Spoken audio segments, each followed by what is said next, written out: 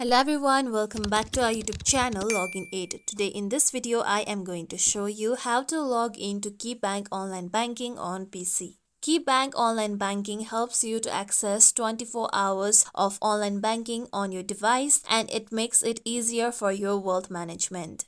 For logging on to KeyBank Online Banking on PC, open any web browser available on your PC. I am using Google Chrome. Now, go to your search bar and type in www.keybank.com, then press on enter. With this, you'll be taken to official website of KeyBank. Now, here you can see sign on option on the top right section. Click on sign on option. With this, click on sign on again. Then you'll be taken to the login page. Now to log in, first enter your user ID on the given box. Make sure you enter the correct user ID. With that, enter the correct password of your account.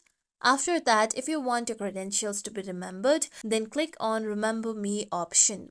With this, if you are having trouble signing in, then click on Problem Signing In option.